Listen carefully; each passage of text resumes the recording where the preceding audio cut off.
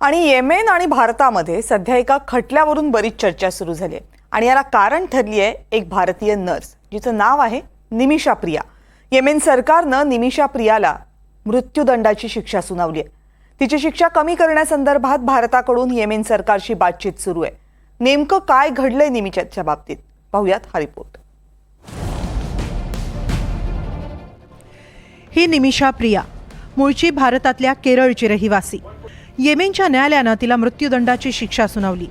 तिनं एका येमेनच्या नागरिकाची हत्या केल्याचा तिच्यावर आरोप आहे। निमिषानं येमेनच्या सर्वोच्च न्यायालयातही अर्ज दाखल केला होता, मात्र तिथंही तिला दिलासा मिळाला नाही। त्यानंतर तिचा अंतिम फैसला येमेनच्या राष्ट्रपतींच्या हाती होता, मात्र राष्ट्रपतींनीही तिच्या शिक्षेला मंजुरी दिल्यानं निमिषाच्या फाशीवर आता शिक्कामोर्तब झालंय। तिच्या फाशीबाबतची माहिती भारत सरकारला देण्यात आली आहे। निमिषा ही मूळची केरळची। निमिषानं नर्सिंगचं प्रशिक्षण घेतलं आणि 2008 मध्ये ती येमेनला गेली। येमेनमध्येच टॉमी थॉमस याच्याशी लग्न केलं। दोघांना एक मुलगी झाली। 2014 मध्ये आर्थिक अडचणींमुळे पती आणि मुलगी भारतात परतले। 2015 मध्ये निमिषानं येमेन नागरिक तलाल अब्दोच्या मदतीनं क्लिनिक थाटलं। तलालनं क्लिनिकच्या कागदपत्रांत फेरफार केली आणि क्लिनिकवर ताबा मिळवला। इतकंच नाही तर निमिषाच्या लग्नाच्या कागदपत्रांतही फेरफार केला आणि निमिषा पत्नी असल्याचा दावा केला। निमिषाचा पासपोर्ट आणि इतर कागदपत्रही बळकावली। तलाल अब्दो निमिषाला ब्लॅकमेल करू लागला।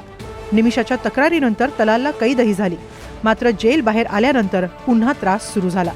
2017 मध्ये निमिषानं सर्व कागदपत्र मिळवण्यासाठी तलालला गुंगीचं इंजेक्शन दिलं, मात्र गुंगीच्या औषधाचा ओव्हरडोस होऊन तलालचा मृत्यू झाला। सहकारी हरांच्या मदतीनं तलालच्या मृतदेहाची विल्हेवाट लावण्यात आली। 2018 मध्ये निमिषावरील आरोप सिद्ध होऊन तिला मृत्यूदंडाची शिक्षा सुनावण्यात आली। 2023 मध्ये सुप्रीम कोर्टानंही तिची शिक्षा कायम ठेवली। निमिषाच्या कुटुंबियांकडून सातत्यानं पाठपुरावा केला जातोय। भारत सरकारमार्फतही बोलणी सुरू आहे। निमिषाच्या कुटुंबियांनी ब्लड मनीची तयारी देखील ठेवली। ब्लड मनी देऊन निमिषाचा जीव वाचवण्याचा अखेरचा पर्याय तिच्या कुटुंबियांकडे होता।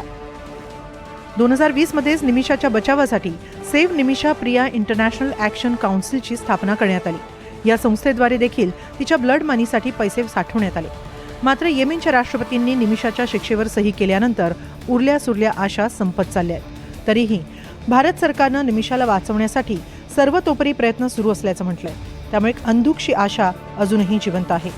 निमिषासाठी तिच्या कुटुंबियांसह इतर भारतीयही प्रार्थना करतायत। Bureau report, NDTV Marathi.